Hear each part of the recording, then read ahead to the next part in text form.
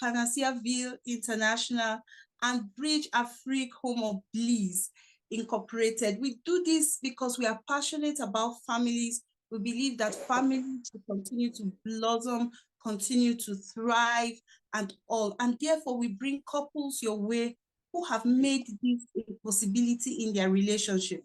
Now, remember that the couples we bring here are couples who are like us, like every single one of us, challenged in one way or the other.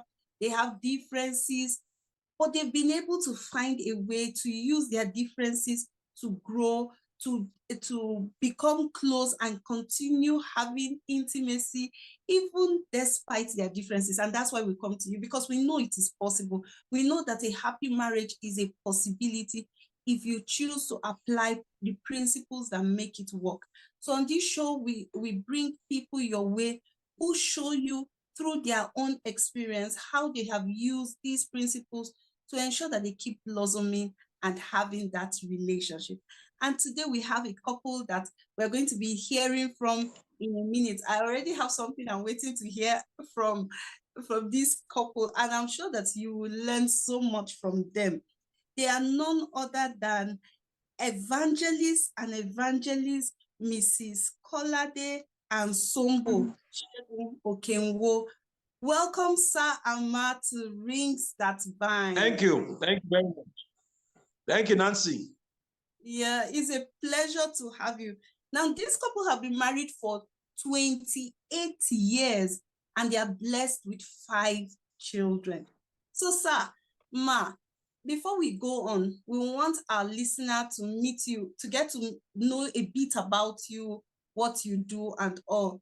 The floor is yours. All right, thank you very much, Nancy. Thank you very much, viewers at home. It's a wonderful privilege that we have to be on this program tonight, and we do not take it for granted. Myself and my wife, yes, we've been married for 28 years. My name is KOLADE, and my wife is Sumbo. We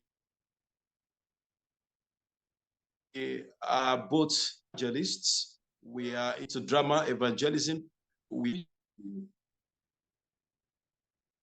are also pastors, Christian Church of God in the Redemption City of God in Nigeria. That we are into educational management.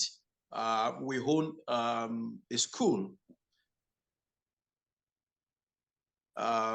secondary, primary, high school, a private school in Nigeria here. Apart from that, we are into property. We own 2-3 estates. Apart from that, we are also farmers.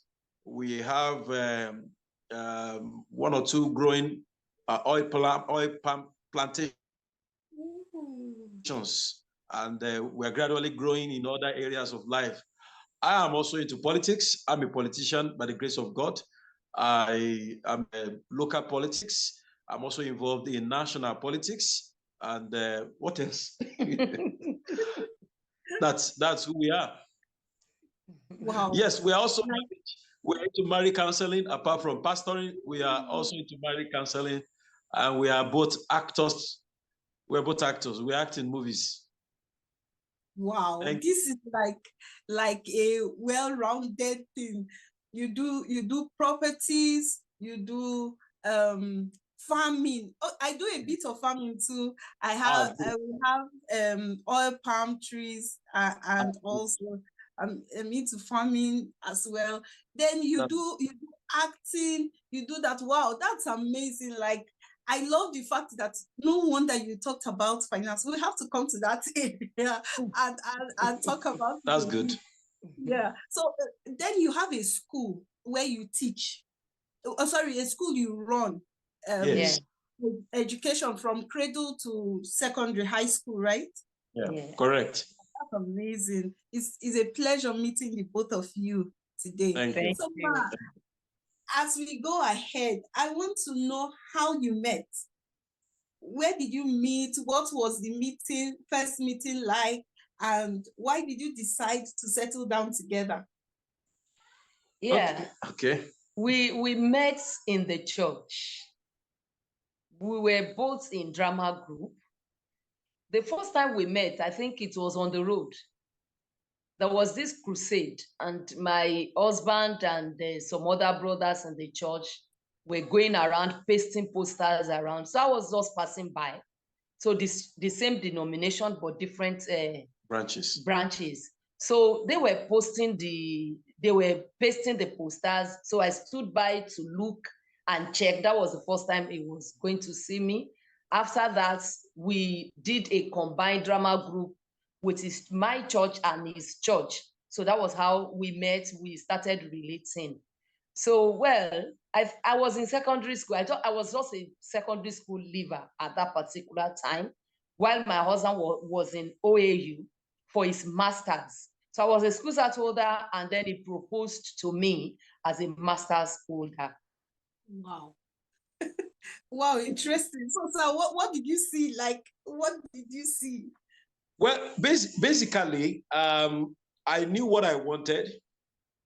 I had already taken a decision that I was going to do drama evangelism. That's a gospel drama.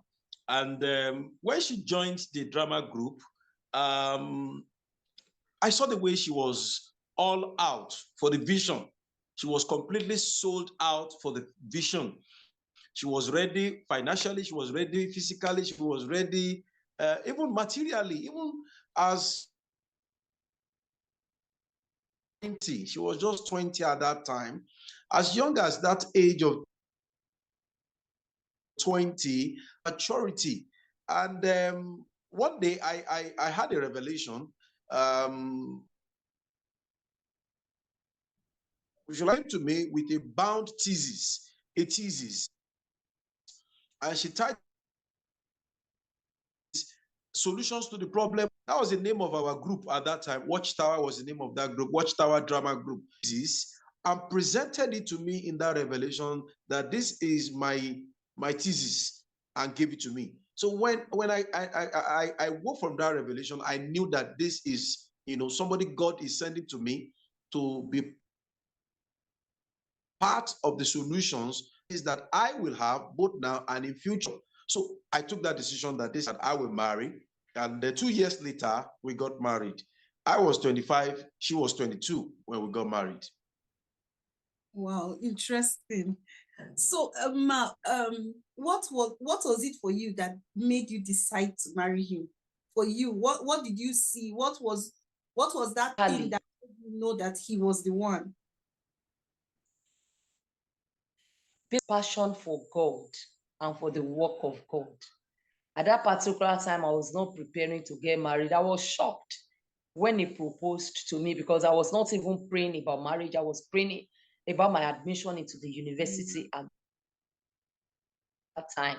So when shocked, I was like, this man, why will he propose to me? And then I had peace in my mind. And apart from that, I had been praying to God that even if I'm going to get married, it's on any way, that I wanted somebody who loved God and to serve God. And I saw that in him, that he was committed and dedicated to the things of God. Wow, interesting.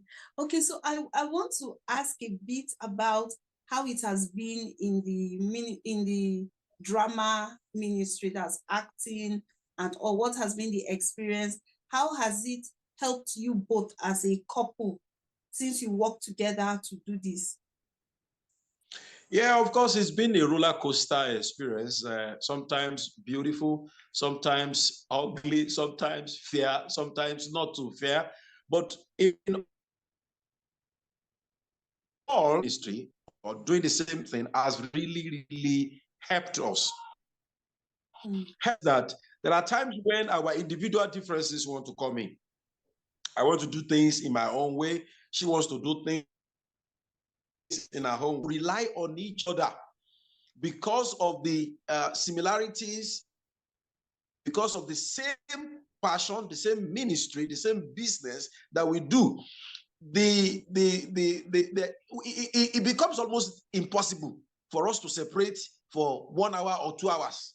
It becomes almost impossible. So even when we decide to get angry with ourselves, get annoyed with ourselves, something, the ministry, the need for taking decisions together, the need for working together, the need for making choices and decisions on time will force us to do away with our differences as quickly as possible. And that is exactly, what the drama ministry, the things that we do similarly. Let me give an example. For example, there are times when I don't want to talk to her, or maybe she doesn't want to talk to me, but maybe there's a need to access a file or to access something, and I need to ask her. And of course, I'm angry. I don't want to talk to her. She's angry. She doesn't want to talk to me. But there's an urgent need to ask her a question because we need to take I need to take a particular decision, and she's the one who can answer that question. I will have no choice than to go back and say, okay, oh yeah, now let's settle our differences so that we can move on. So it has really helped us to force ourselves into being together all the time. Thank you. Wow, that's interesting. I think that a lot of these things hold more benefits than many people realize. For example, we do, my husband and I too have the privilege that we work together sometimes in the construction industry. We actually met in school. He's a builder, I am too. And then, so we work together in that aspect. And then also with our marriage counseling work and all that we do, we have engagements that we need to do together. And sometimes it just holds you to a higher standard, kind of, because if you are doing this together, you cannot allow this rift to go beyond what it needs to go, because It's not just spoiling today, it's also influencing how you can impact and affect other people's lives and all. So, but many people don't realize that there are benefits to this thing, working together as a couple, and then how it helps you to come together. So I want us to move a bit into our conversation. Now, we're talking about differences, background, the backgrounds we came from and how they impact our relationship. So I want to ask, what specifically was your background like, as in the differences in your backgrounds that began to clash as you got married? Wow, plenty of background differences. In fact, we are a bundle of background differences. And it started manifesting immediately we returned back from our honeymoon. We actually got to the honeymoon. We were to spend 7 days in the honeymoon. We ended up spending 4 days. The differences started right from the honeymoon. We had to cut short our honeymoon from 7 days to 4 days so that we can get out of them, because we had already started having some issues right from our honeymoon. And so the first ugly incident came when we arrived from our honeymoon. We entered into our room and I removed my trousers. Now, let me tell you the background problem, where the problem came from. As early as 12 years old, my parents gave me a room. I had a room to myself as a 12-year-old. Now, when a 12-year-old has a room to himself, that's independence. So I do things that I like, the way I like in my room. When I go out to play football, I come back and I throw my trousers anyhow, anywhere. I do my things. I scattered my room. It was always scattered, terribly scattered. Well, you can say that. Sometimes my mother will enter my room and scream, and that's all. So when we came back from the honeymoon, that day when we came back, I removed my trousers and I threw my trousers as usual, and the thing landed on the door, and this woman screamed. I said, what? And she was like, how could I throw my trousers and the thing will land on the door? And I was like, you are lucky the thing didn't land on the ceiling fan. You are lucky it didn't land on the ceiling fan. And the problem here is that my wife on the other side lived in her home mother's room until the day of the wedding. She lived in her mother's room. So it was a case of independence versus dependence. She was dependent on her mother. I was independent. She had to live, this is how it is done. put this here, put that here. So when we got married, she wanted to box me into that corner of put this one here, put that one. I was like, for what reason? Why should I put it there? Why must this one be here? Why must that one be there? It could be anywhere for all I care. Because I've lived all alone from the age of 12 to the age of 25. I've lived my life. And here was a woman coming to come and change the way I've been living. Nancy, can I confess to you? It's been 28 years now, and I still throw trousers. Don't laugh. Wow. Don't laugh. Sincerely, I've tried to stop, but I just can't find myself stopping throwing my trousers because it has become part and parcel of me. So there are so many other things like that causes differences. I am also from the arts background. I studied history and international relations. My wife came from the science background. For my wife, 2 + 2 = 4. For me, 2 + 2 can be 22. 2 + 2 can be anything. And when she says something, I want her to prove it. We are taught to prove.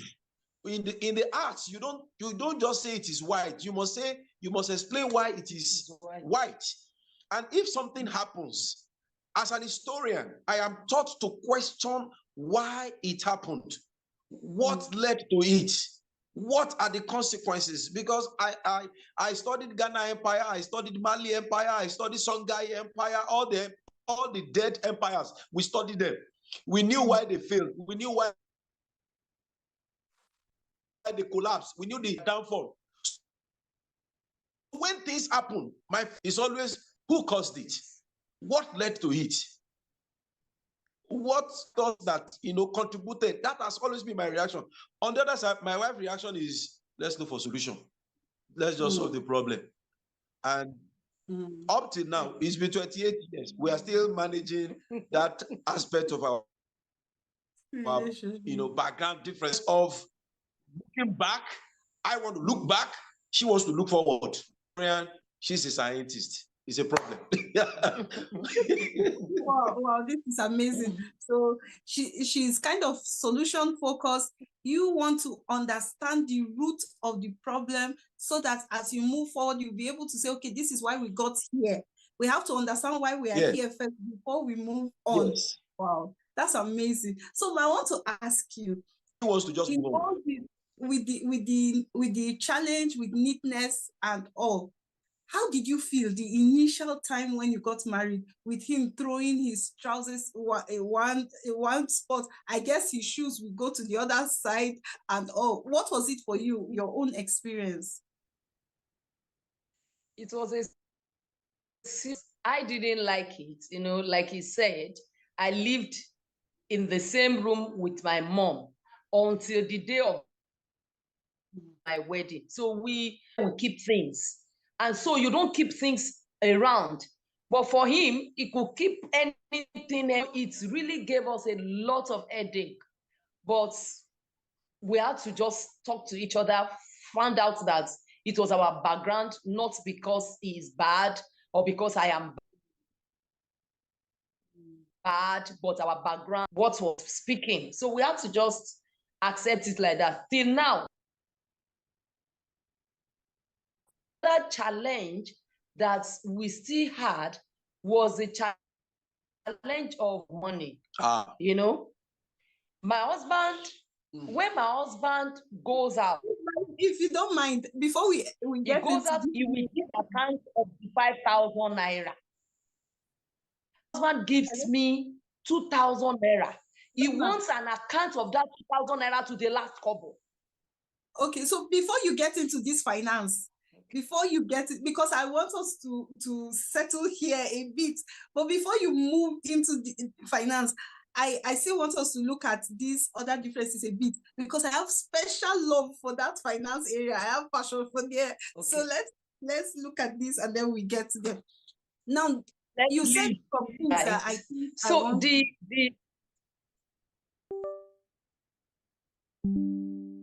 Can you hear me? Hello? Yes, can you hear me? Can you hear me? Yes, I can hear you now. Yes, now. We can. Okay. So I said before you get into the finance, let's just wrap. There are a few things I want us to wrap here before we move into finance, because finance is huge and I want us to look at it a bit more. Come again, Nancy. Come again, Nancy. Okay, so I said before you get into finance, I want to pick out some things that you said. Yes, let's wrap this up, then we move into finance, because finance is a huge area and I think we should give it good attention when we get there. So you made mention of something. You said that it didn't mean that either of you were bad. It just meant that you were different because of where you were coming from and how you were raised. And I think that that's a valid point to buttress, because when people see differences, they attack differences. We try to classify them in terms of good and bad. It is good to keep a place neat. So if you are not keeping a place neat, you are a bad person. And that classification only causes problems. It doesn't help us to reach amicable solutions. I find that a lot of people have this challenge when it comes to personality differences, that they want to box their partners into this cage of saying, this is the right thing to do. Now, that right thing you are talking about is right thing based on where you are coming from, based on what you know as a person, based on the experiences you've had. And it may not be exactly right for the other person. So the ability to look at the person and value them and still give them honor despite their difference and how they approach life that is different from yours, I think it's so huge. And when you said that, I just thought it was something I needed to buttress for our listener to follow up. Now, finally, before we move from this, how do you now manage those differences? Because you said they still exist, and obviously they are not causing the problems they used to cause. That means you have found a way to walk around it. Yeah. What do you do to walk around these differences? Number one, we have that understanding. We have the understanding that after many years, and after many years of trying to change each other and realizing that it's not just working. It's not changing. I'm not changing, but we are blending. So understand that it is not what we need is not change. What we need is blending, accepting each other, accepting management of understanding. Those are the three key things that we have learned to do. Number one, accepting each other the way we are who we are. Number three, managing each other the way we are. So those are the three key things that we are, and it's helping us. It's really, really helping us, so that once in a while when we want to get angry, we just, and then again, we have also told ourselves that marriage is an hospital. Understanding that marriage is an hospital, a place where two people are sick and two people are doctors. You know, there are two doctors and there are two patients. We have come to see marriage as that kind of hospital where there are two patients and there are two. So that understanding helps us to look at ourselves as both doctors and patients. That really, really helped us. Wow, amazing. Now, I like the fact that you talked about blending. Like, so marriage is not, we don't come in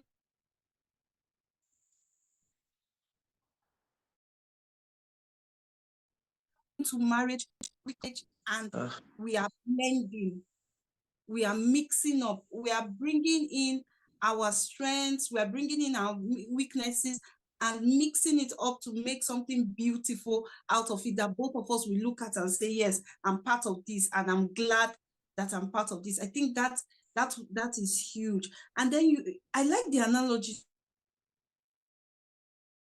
two patients and two doctors. So I'm not perfect. Sometimes I'm good, I'm an expert. Sometimes I'm not, I'm the patient, I'm sick. And then having that mindset helps you also to look at the other person with grace, with mercy, and that makes, wow, so powerful. So yes, let's get into the finance. I really am looking forward to this, to finance. Man, started the gist with finance. Please, can you start all over again? Let's get to hear you. All right. My husband like when you go out, do accounts of how you spend. So, but for me, it wasn't like that. My mother that I lived with when I was younger, she was into business, and then I buy things in bulk from her. I go to sell, I remove my gain from it and give her whatever that is due to her. So, and I spend my money the way I like. I spend my money, and now I'm getting into marriage. Somebody will tell me 20,000 I gave you yesterday. There is 1,000 naira. You gave account of 19,000, still remain 1,000. You must remember how you spent it. Oh my God. It was just the height of it all. So I was like, don't you trust me? But I kept understanding day by day that it was not a matter of trust, but upbringing. You know, being, apart from that, my husband is an investor. Crazy. You said it yourself. My husband is an investor. He wants to buy land. He wants to tie it down. Tell him clothes. Oh my God. Tell him food. Ha. So that one, it was a serious matter that we dragged for some years. So later we began to understand, okay, you go ahead, it meant I do some little business, joint one also, which I am directly in charge. Then I use that for whatever, for him, for me, for the children. And so we are blending. Wow, interesting. Now, there's something we teach about, it's a money, meaning that when two people fight about money, it's not because of the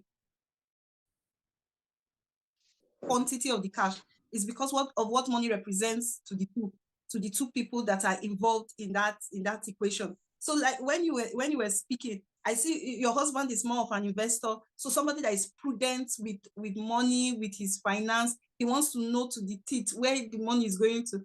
Like I usually say jokingly, I say my money has eyes. He sees clearly before he enters. He doesn't just enter without understanding where it's going to. Yeah, so we have the reverse. Then my husband is the one who wants flexibility. Why do I have to account? So when he gives me money and I'm writing down a budget and I'm showing him, this is how we plan to spend this money that is coming in. He's like, oh my God, just get over it already. Take the money, do whatever you want to do with it, you know? And so I understand this blend. And when I'm accounting, I will give account till the last 1 naira. This is what I did with the 1 naira. Sometimes he gets tired, you know, you just okay, leave it later. That leave it later is because he's bored, he's tired. So I kind of understand this difference and how it works. So from your own perspective, sir, just as a young couple then just coming into marriage and having a wife who was feeling like you were trying to stifle her or trying to control her because you were demanding her to give accounts for the monies that you gave her. How did it make you feel? What was the experience as at that time? Oh, wow.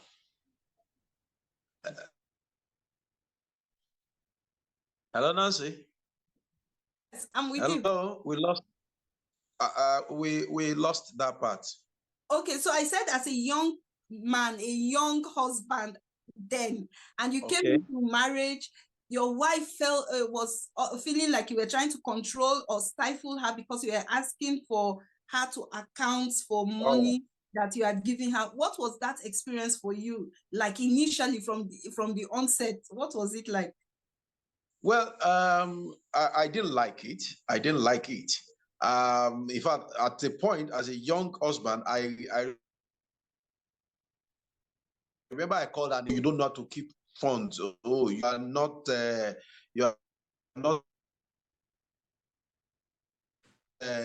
and that. You have to spend.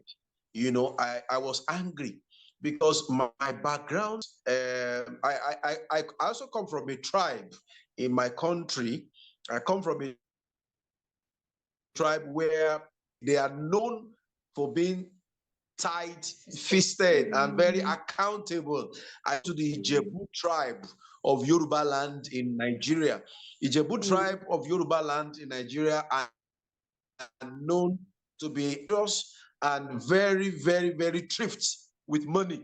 You know, affected me, you know, my thinking. And apart from that, my father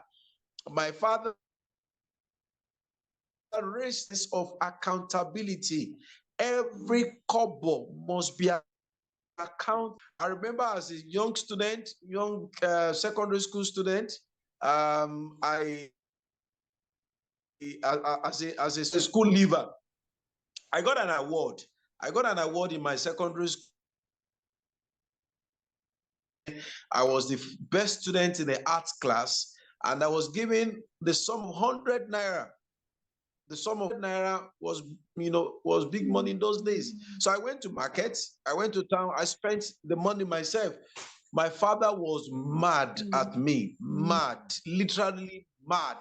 How could you spend on task? Asked me to write 5,000 times. I will not spend money carelessly.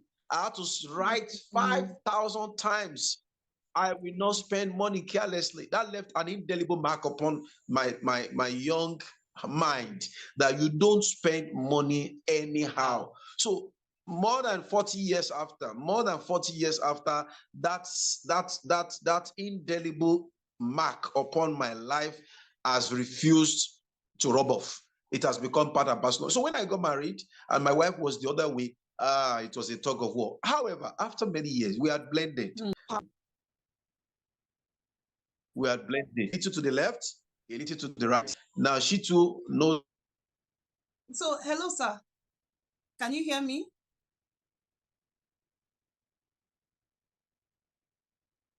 Hello, can you hear me?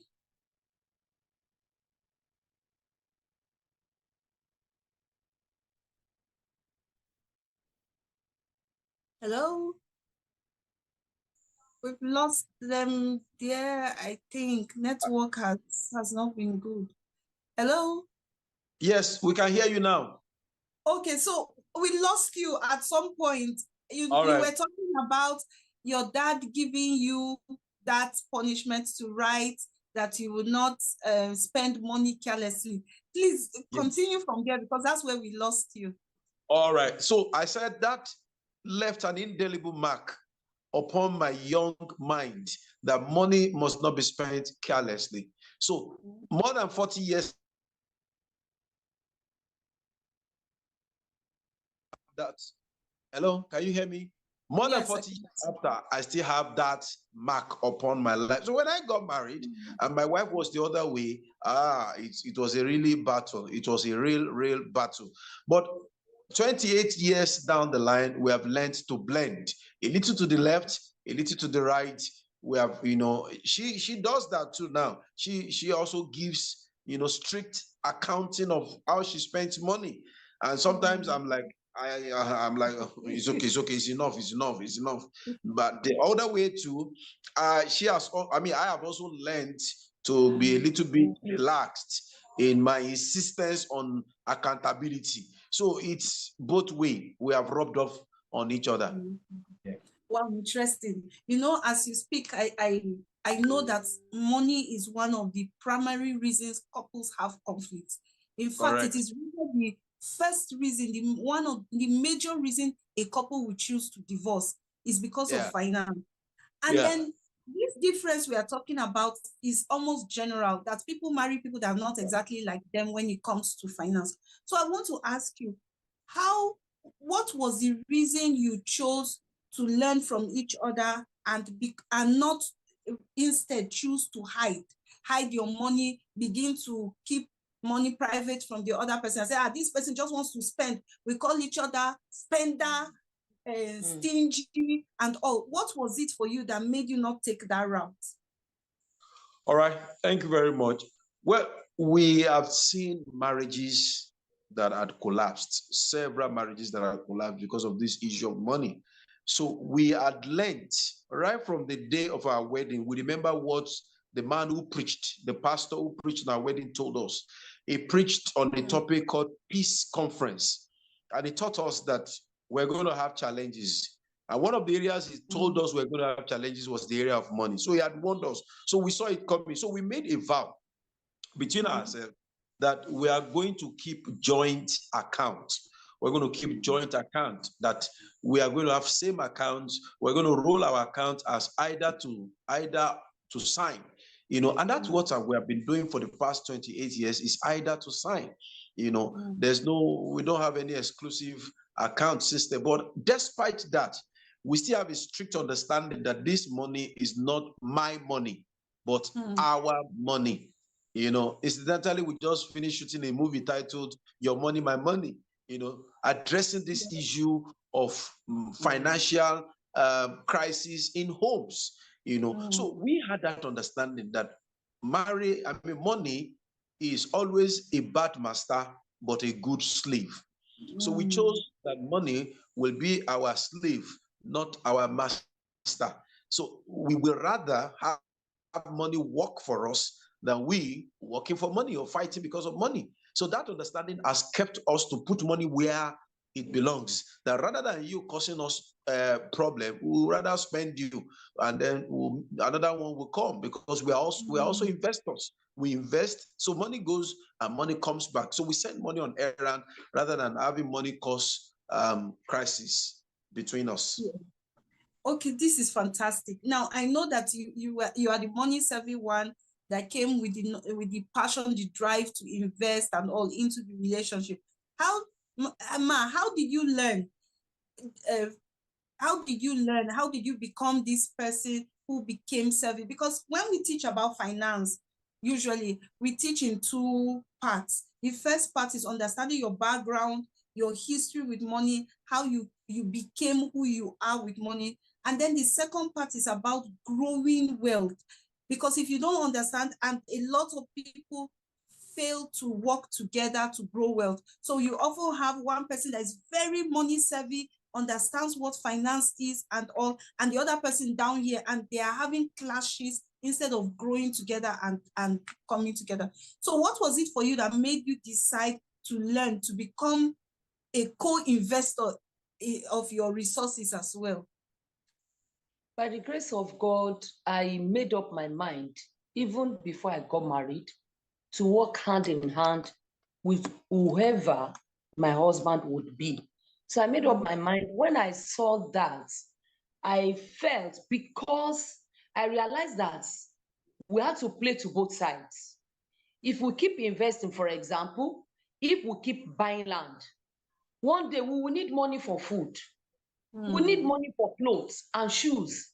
So what I do now is, okay, let me face the home front while he faces the projects and the investments. Of course, with my support. The investment with my support. Oh, there's this land, this is also acres of land that somebody is bringing, and then that acres of land is maybe 10 million, and then we have 5 million. I say, okay, go ahead, pay the 5 million. Tell them by this so time, we are going to balance up. We are working to balance up, and we must not go hungry. So I work with that to make us comfortable at home, while he works for the balance of the land, and so on and on like that. And I've seen over the time that we are becoming more comfortable because of the sense of investment. We can't spend all. If you make all and you spend all, there will be problem. But not having to spend anything on oneself is the issue. And that's why I am balancing him up, because my husband can forget to take care of himself, really, if I am not there. So I sometimes I just ask him to step down, we need to take care of ourselves, we need to do this, we need to do that. Okay, let's do it. And then we come up again. So just like that. And I've seen that if both of us are not putting that is inbuilt in us into this relationship, we will suffer. So that is it for me. You know, it just made me remember this quote from my favorite book. It says, 2 is better than 1, for there's more reward for their labor. As human beings, we tend to be extremists most of the times. So somebody's need for investment and they want to put everything into investment. Imagine if going alone, there are days he will probably not have what to wear, as he will probably not a card, a befitting. So people are looking at him and saying, what's happening with this guy? Everything is going into the future, and the future never comes because he's for tomorrow. Now he has somebody by his side who helps to say, okay, this is good. We are putting this for tomorrow. But today also we have to meet. Can the children also go to this playground and have some fun here? Can we also do this? Can you look at what you are wearing and put on something that is nice and all? That's balance. And I believe that this is why God allows us to marry people that are our opposites, so that we can together find a balance. Because if we are left at, I've seen that before. I know a couple who both of them spent like crazy. The man was having so much money at some point in his life. He would go out. This was in the 1990s. He would go out and spend 250,000, 350,000 in a day. Come back home, the money is gone. The wife too was spending and spending. Today, they are still living in a rented apartment. Money is not coming like before. They have to reach out to friends, to family, to support them in taking care of their children and all. You know, just that extreme, because they were two people that are the same. Now, but then unfortunately, when we find this mix, people want to begin to hide and cover and protect instead of utilizing it for growth. So thank you so much for sharing this part of your experience. It's really handy. It's something that I would encourage you, the listener, if you are here, please come back and watch this again, learn from it, and develop these tools so that you can use it. We have been talking with evangelist Mrs. KOLADE and KOLADE Sumbo, yes, and evangelist Mrs. Sumbo, and they've been sharing with us so much from their life, so much from their experience. It has been wonderful. If you are just joining, I would recommend that you come back and watch from the beginning again. So before I want us to go to our short questions. We'll take a few of our short questions, then we'll come back and we get your closing thoughts on. All right. Yeah, we'll get your closing thoughts. So our short question, sir, when is your wife's birthday? February 8th. Oh, February 8th. Interesting. So now, who is his favorite family member? My husband's favorite family member? Yes. The last child of their parents. Oh. Is that true, sir? Correct. Okay, fantastic. So, if your wife were to get an unexpected 5 million she wasn't expecting, what do you think she would spend the money on? School. To go to school and develop herself further. No. The school she runs. Okay. Ma, is that so? You invest the money back in your school. Wow. Yes. Fantastic.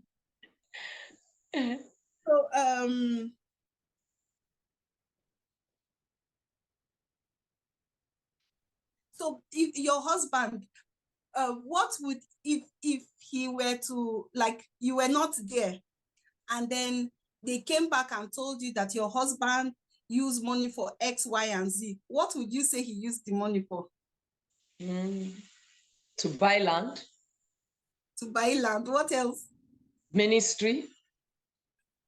All right, so sir, is she correct? Like those are your first go-to. Absolutely. Absolutely. Wow, fantastic. That's interesting. 28 years has been wonderful. I can obviously see from all the things that you are doing. And we are so glad that you are blossoming and we can learn from you. We have the privilege today to learn from you. So before you take your leave, I have two more questions. The first will be, what would be your recommendation to young couples who are getting married, who have just gotten married and are beginning to discover these differences with each other, their backgrounds, because our background plays a lot on who we become and all. They are finding themselves disagreeing with finance and all. What would be that recommendation you will have for them? Well, in the course of this discussion, I've said it and I'll repeat it. My recommendation will be that do not ask or insist on changes. Rather, go for blending. Go for blending, not changes. Just accept each other the way you are. 99% of couples that we have counseled, this is the problem.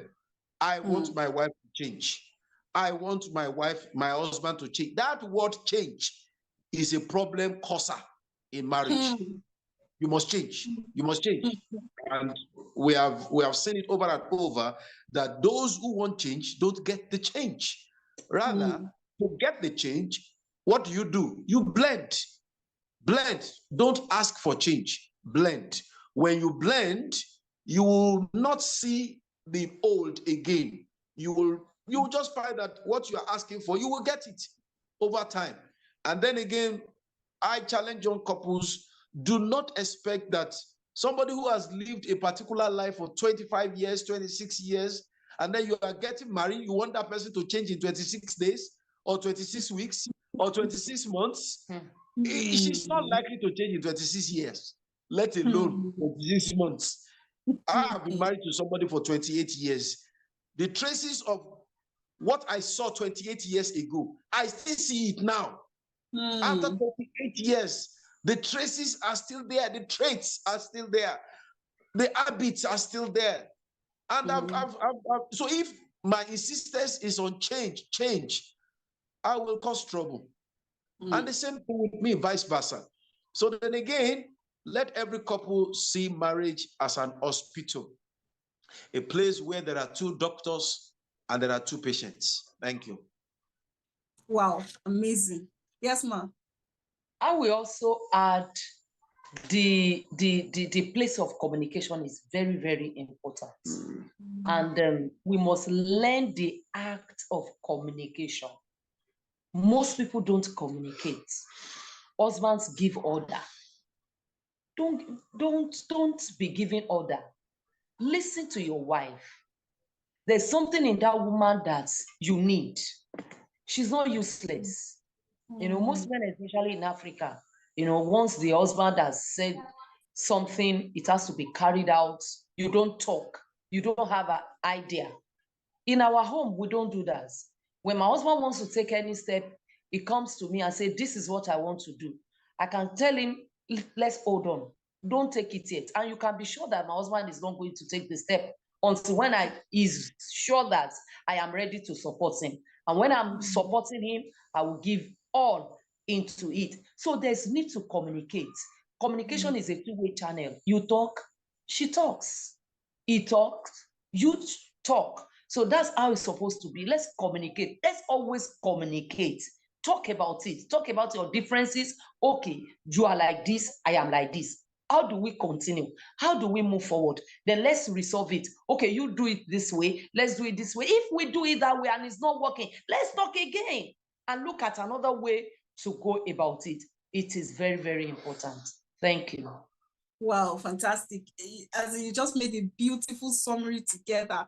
Now, I remember some time ago, earlier this year, I wrote something on Facebook. I said, to insist that your partner changes is to say that they are not good enough. It is subtle rejection. I got so many people arguing, no, but when they are doing something that is wrong, it was so much, and I'm so glad that even not just today, but we've had a few other couples who have also buttressed this point to say that we accept our partners the way they are. By influence, we rub off on each other and everybody becomes an improved version of themselves, but we don't enforce change on each other. And then, Ma, you just made mention of something we teach. We call it accepting influence, especially from the man's perspective. That's a man being willing to listen to his wife and let her opinion influence the decision he is taking. It's one secret for a happy and successful marriage. But when the man refuses to take input from his wife, he's losing value, but he's also destroying the relationship at a deeper level. Thank you so much for giving us all this wisdom in this very short time. Now, before you go, I just want to get to hear your thoughts about our show.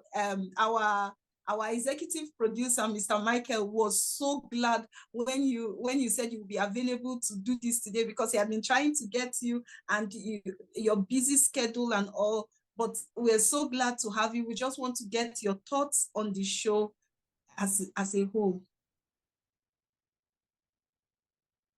Congratulate my dear friend, Michael, for doing this. This is what will make lives better.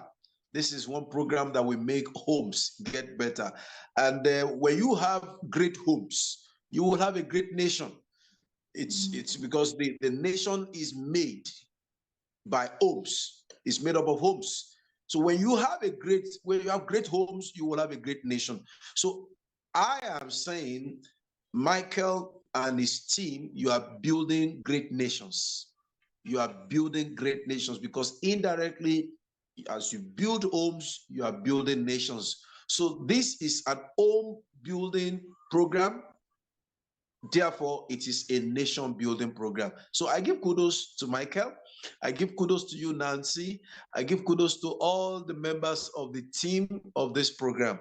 I celebrate you, and I want to encourage you to please continue as you reach out to thousands and millions of lives all over the world. The Lord, the good Lord that you are doing this on behalf of, will also water your own homes in Jesus' name. Thank you. Thank you so much, sir. Ma, you want to add anything? Yes, marriage is a great institution. And when we get it right, you can be sure that all other things will be right. I am telling you the truth. It's the foundation, it's the basis. No, so many people are rich, but they are not happy because their home is in shambles. So when you get it right in the place of marriage, this is not just for couples, even for singles, to build them and make them ready for their future. So when you get it right from the beginning, you know that everything about you will be right. So this is a great job that you are doing here. I want to appreciate your team for giving yourself to this, and the Lord will reward you bountifully in Jesus' name. Amen. Thank you so much. So, listener, we've had on the show Evangelist and Evangelist Mrs. KOLADE and Sunbo Segun-Okeowo, and they've been giving us so much. They have blessed our lives with the gift of their 28-year journey. There's a quote I love. It said that if I've gone far, it's because I've stood on the shoulders of people that have gone very far. So today, in a few minutes, we've had the privilege of getting a lot of wisdom that it took about 28 years for this couple to acquire. And we have been blessed here to get some of that wisdom, and guess what, for free. So we appreciate them for coming, and also you for being here, willing to learn, willing to go through this process, get the tools that are necessary to make your home a beauty. And just in case you're struggling, you don't know what to do, you don't know how to go, remember that you can always reach out to us. We have resources that we can use to help you build that home that you've always desired. So, Sir and Ma, we want to say thank you again for being here and for affording us the opportunity to learn from you. Thank you. Thank you. Thank you, Nancy. Thank you. Thank you. Please say me well to Michael. Yeah, he will definitely get to hear. Thank you, sir. Mhm. So that's how it has been on the show today. Hope to catch you again next week, Thursday, as we come your way with another couple sharing their own perspective and their own wisdom and how they've made their marriage a success so that we can learn from them. Have a beautiful night rest from all of us on the Rings That Bind team. Bye-bye. Bye. Thank you.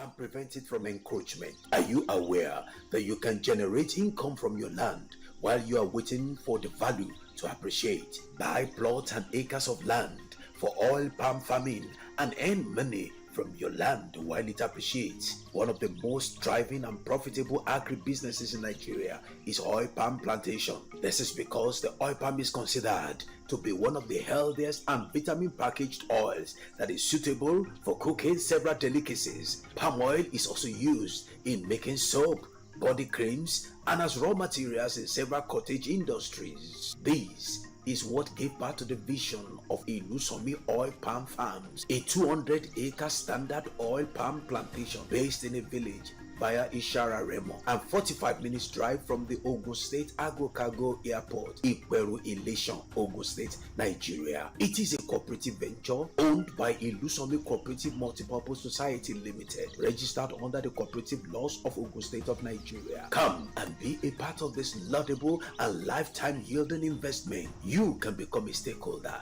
of the Ilusomi Oil Palm Farms by investing in a minimum of 1 plot and a maximum of 20 acres.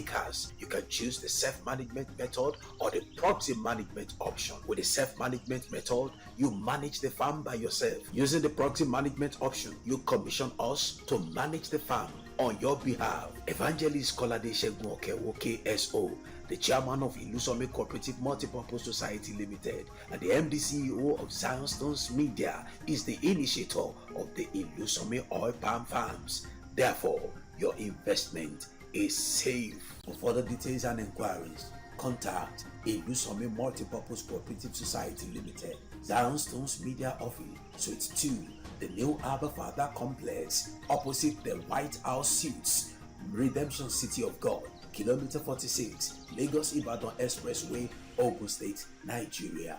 Telephone 080-3453 9934 0706 446 0716. Email zionstonesmedia@gmail.com. Ilusomi Oil Palm Farms, create a wealth in abundance.